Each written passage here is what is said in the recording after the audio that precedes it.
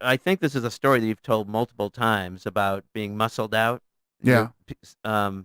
People were, I guess, A hundred shaking hundred you down. million times I've told this story. Yeah. So I lived in South Boston, which they call Southie, and it was run by Whitey Bulger and his crew at the time, and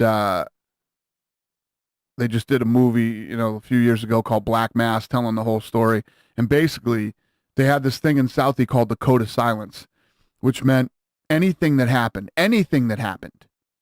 you and I get in a fight, you shoot me, I steal something from you, anything goes on, you don't tell the police.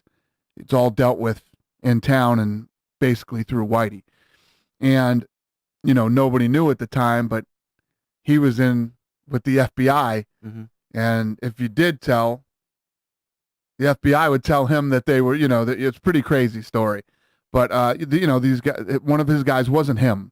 Never, he never approached me. He was like one of his lieutenants, or Well, yeah, like his right-hand man. Yeah, okay. Approached me and was trying to get me to pay him, and it was like $2,500, which might as well have been $25,000 to me at that time. And it got to the point I didn't pay. Then it got to the point where I was at home one weekend and it was a Saturday, and they called me on the phone and said, "You got till tomorrow at 1 o'clock to pay us the money." And I said, "Or what?" I said, "Are you going to find out what?"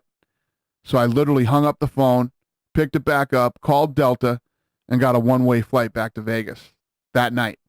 And that's it. The rest is history. Well, And the crazy thing about that is Uh-huh. everything's crazy about Uh-huh. that. But when I came back in 96 that summer, a friend of mine named Adam Corrigan, his family's been in this town for years. They own a bunch of restaurants and stuff here in town. And he was getting married. And he in the fall. I came back in like July. He's getting married in the fall. We reconnect, the whole deal. He invites me to his wedding. I go to his wedding, and I bump into Frank and Lorenzo. Wow. And we start talking at the wedding. And they're like, "Heard you doing the boxing thing, everything else. We want to work out with you."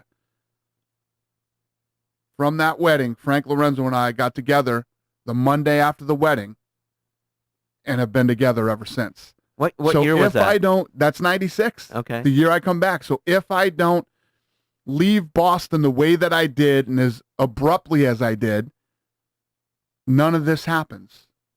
None of this happens. It's actually really crazy. It trips me out when I think about, how everything fit together and how it all worked.